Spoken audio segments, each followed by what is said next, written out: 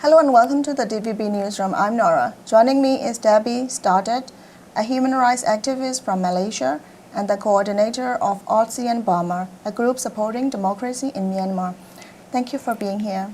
Thank you for having me. Can we start back in 1996? Why did you establish ALTSEAN-Burma and how has it evolved over the last 29 years? Well, I was concerned about human rights issues in Southeast Asia, and I noticed that ASEAN governments were collaborating with each other to suppress human rights activism in the respective countries.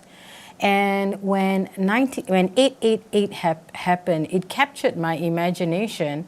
I was a student activist, and here was an entire movement of students rising up against the military dictatorship. So it was something that was really important to me. And over the years, I noticed that ASEAN governments were getting closer and closer to the military generals in Burma, and also blocking out the democracy movement, the voices. So when it became clear that ASEAN might welcome Burma as a member of ASEAN, it totally freaked me out because I knew it would cause more human rights problems in Burma because the generals will feel more emboldened, but also it would lower human rights standards in ASEAN. And that's why we formed, at first we decided we're going to have an ASEAN-based meeting on what's going on in Burma to connect all the different human rights movements and politicians and activists and media with the Burma movement. And we call that the Alternative ASEAN Meeting on Burma. It was held in Bangkok because Thailand was chairing ASEAN at the time. And we wanted to call it Alternative ASEAN Network because we wanted to show the movement in Burma that the position, the anti-human rights, anti-democracy position of ASEAN governments at that time did not reflect the values of the ASEAN people. What was it that made you want to help the people of Myanmar achieve democracy and human rights? Well, I would say that I'd always been interested as a child in Burma because I would be able to meet people from different countries in the region, but not people from Burma. Actually, the first time I met someone from Burma was in 1983 when I was a crime reporter in Malaysia, and I was covering boat salvage. And on the ship in Port Klang, they said, because every time I went on the ships, I was saying, are there any Burmese on board? Because I knew there were, in that generation, there were many Burmese working on ships. And they said, oh, our engineer is Burmese. Can I go and meet him? And so I went up to the deck and I met him, and he was kind of shocked. I said, oh, there's no reason. I just wanted to meet you because I haven't met anyone from Burma before. And I know I'm a reporter, and I'm Malaysian, and I've always had an interest in your country. So it's quite funny that then when we zoom forward to 1988 and this uprising happened, it really captured my imagination because I was back in school, I was back in college as a student human rights activist, and feeling that, wow, this is the biggest movement in our generation. It's led by students in our region. And then, of course, Aung San Suu Kyi emerged as a non-violent leader, a woman, and that even made things more compelling for me. But then in the end, it was Burmese food. Burmese food is keeping me in this movement. Did you continue to operate throughout the democratic transition from military rule to Aung San Suu Kyi's National League for Democracy government? If so, how? Well, we continued to operate because, most people thought, oh, now the Aung San Suu Kyi is free, she's in parliament, it's like a happy ever after situation.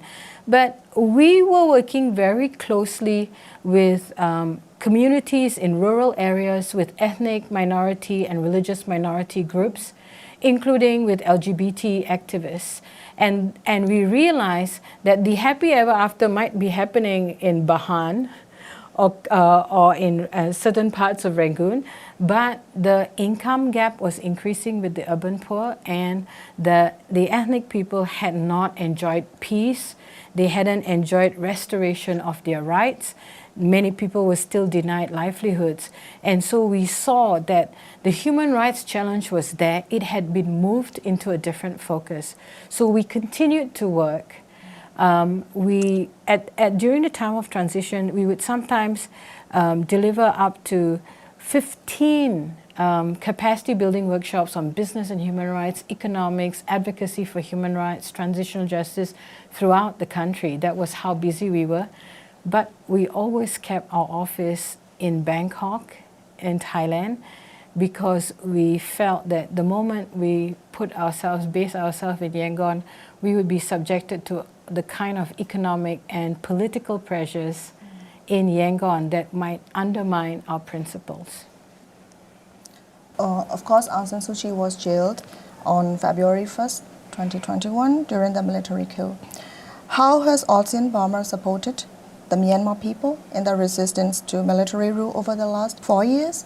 From the very beginning, from February 1st, we were joining hands with so many democratic movements, human rights organizations to denounce the coup.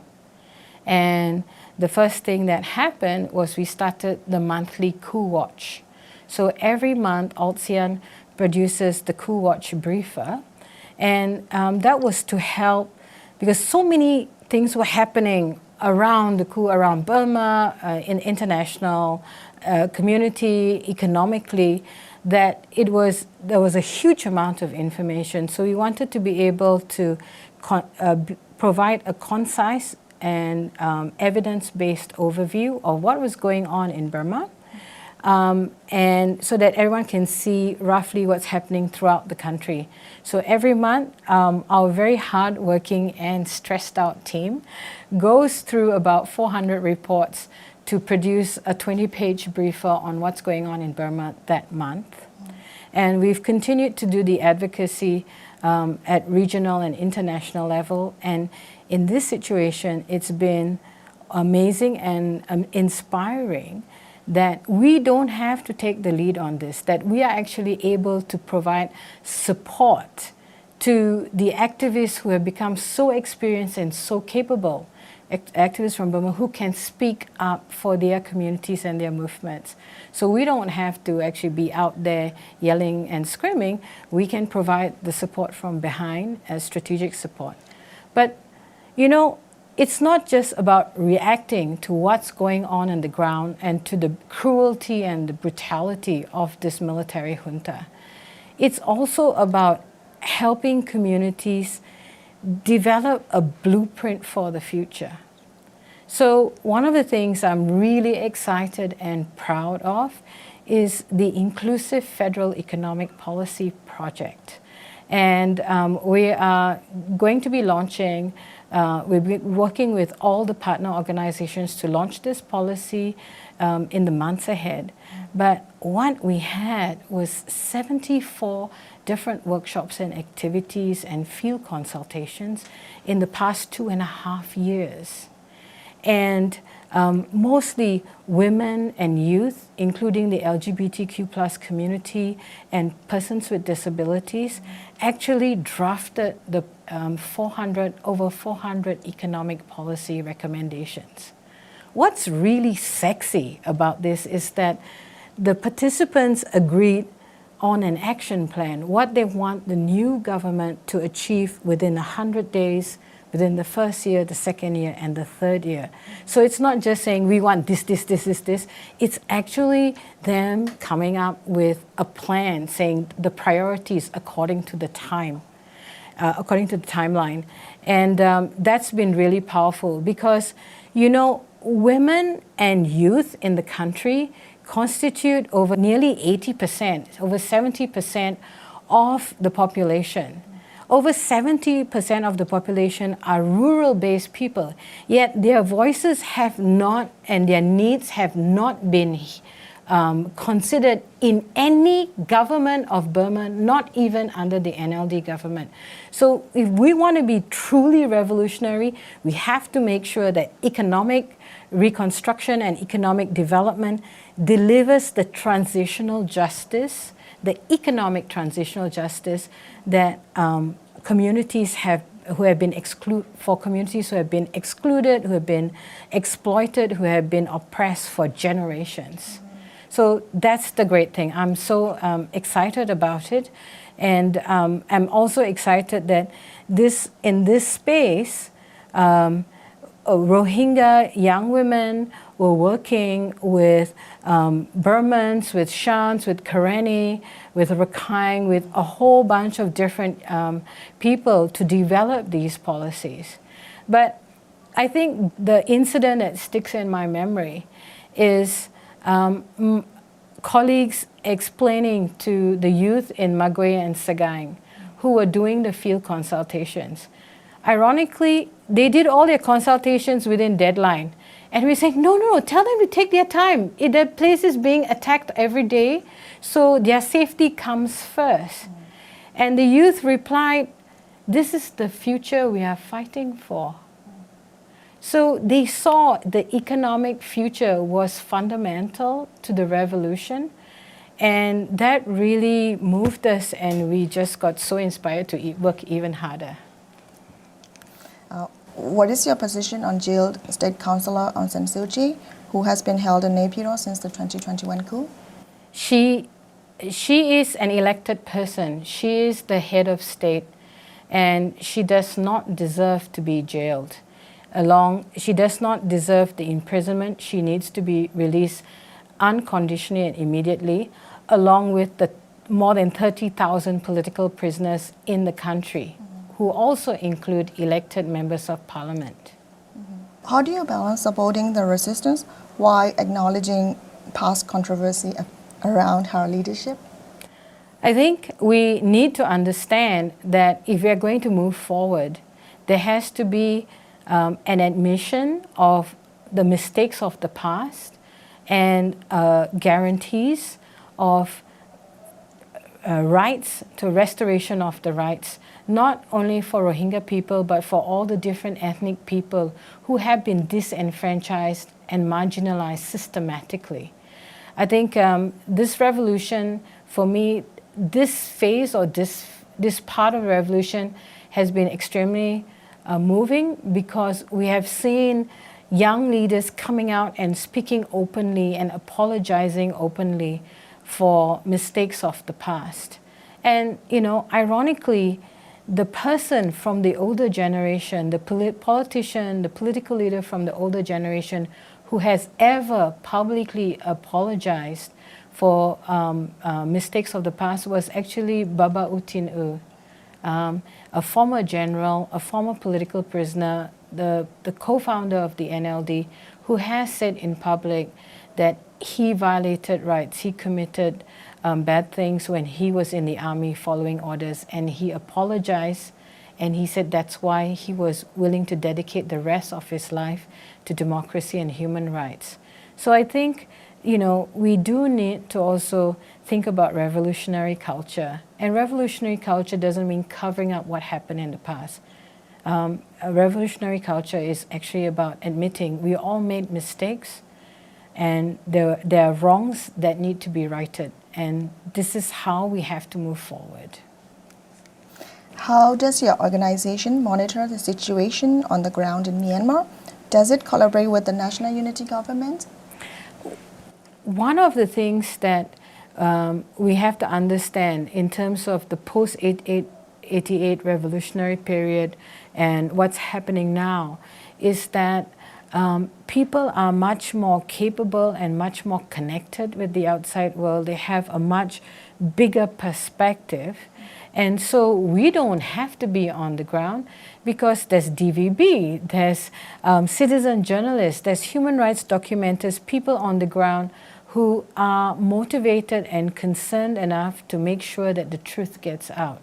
All we have to do is actually go through all the sources and summarize and try and show, develop a concise picture, acknowledging the sources about what's going on. We acknowledge that the NUG government represents is much more, the NUG government is much more representative of the people than Min Aung Hlaing's junta could ever be. And I have pointed out in the past that the NUG number of votes represents a bigger majority than many of the Western governments currently in power. So absent a revolutionary government that fulfills all our expectations, the NUG is what we have, and the NUCC, the National Unity Consultative Council, is also the body that we need to support and encourage to move in the right direction in terms of the laws and the policies that we need for the future. Following the March 28th earthquake, Min Aung Hlaing's regime announced a ceasefire in April. He met with ASEAN Chair Malaysian Prime Minister Anwar Ibrahim, who also met with the NUG. How do you think Anwar is handling the crisis in Myanmar? I think Prime Minister Anwar Ibrahim, as chair of ASEAN, is playing it safe by meeting both sides. But at some stage, ASEAN has to understand that Min Aung Hlaing is not just making a mockery of ASEAN. He is his junta is actually actively undermining every principle and value that ASEAN officially stands for. And his actions, Min Aung Hlaing's actions, are a direct threat to the stability of the region. And having handshaking photo opportunities and empty dialogues is not going to help ASEAN or the people of Burma. It's just going to prolong the problem.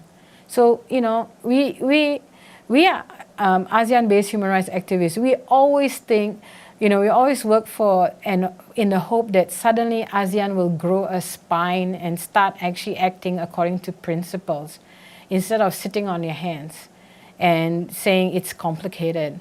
Because in the end, it's ASEAN governments and ASEAN people who are feeling the most negative impact of what Min Aung Hlaing's junta is doing.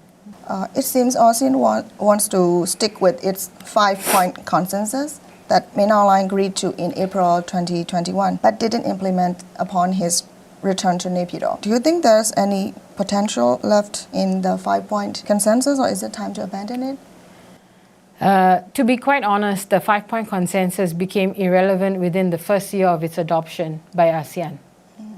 But, you know, ASEAN has a very weak ego. They're very fragile. Firstly, different human rights activists, including Kin Omar and myself, have engaged with officials, and we could see that they are so afraid of even having as a 5-point consensus 2.0. They said not even 1.5. They will not amend it. They will not change it. And when we were wondering, that's illogical. But then we realized the 5-point consensus was the only point in time that ASEAN governments were united. And if they would try to change it, the whole of ASEAN will be split, because ASEAN fundamentally is lacking in unity of values and principles. They all signed papers, but they didn't actually think about it. And also, the UN, the international community, was foolish enough to say, oh, we support ASEAN centrality and I support ASEAN to implement the 5-point consensus. So ASEAN got it in their head, oh, we are being praised for the 5-point consensus, we can't throw it away. I think it's time, given the horrific developments since the quake, that the UN Security Council convened a session on Burma, Myanmar, as Tom Andrews, the UN Special Rapporteur, has called for. And at this session, they should officially say that we have to move beyond the 5-point consensus because it's no longer relevant. And so that will be the strong signal to ASEAN governments to stop hanging on to this little dirty rag, irrelevant dirty rag that they are waving like a flag called the 5-point consensus. Min Aung Hlaing stated to regional leaders, including the Thai and Indian prime ministers, that he's sticking to his regime election plan. How do you feel about this? Well, you know, it's like the emperor has no clothes. This junta has stable control of only a quarter of the country. What the hell is he thinking? Everybody knows the election is a sham. The parties that won 90% of the seats consistently in 2015 and 2020 have been outlawed and excluded from the election. It's like, you know, Min Aung Hlaing should just also compete for Mr. Myanmar competition, and all the young men and all the fit men will be disqualified so that he wins. That's basically the situation as it stands. And anyone who actually believes this election is going to work, I would like to sell them the Brooklyn Bridge and the Statue of Liberty, because I'm sure they will pay me money for nothing. They can't be that gullible. The goal of many resistant groups in Myanmar is to create a federal democratic union. Does ALTSEAN-Burma support this initiative?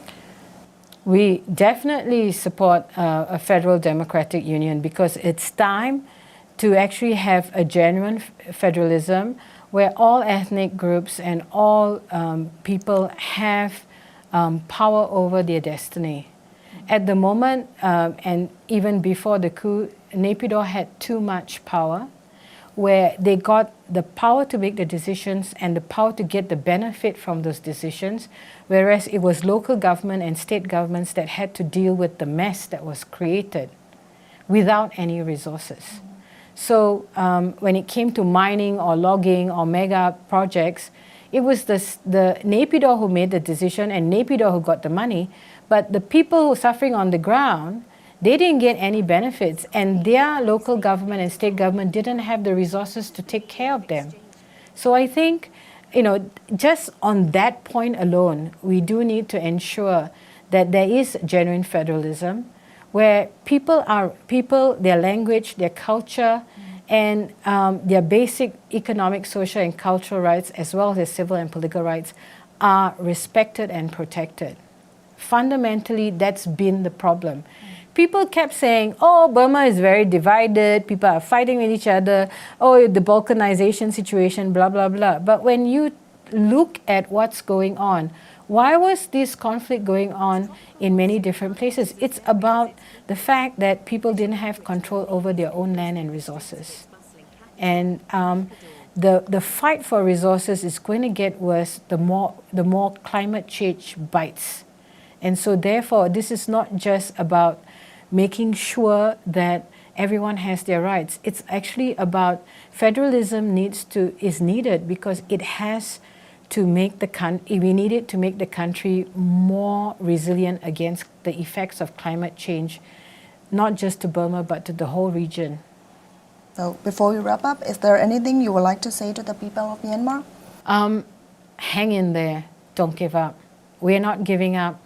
And what people are doing to resist continually inspires us to keep on working harder. Thank you for joining me today. You're welcome. Thank you for having me.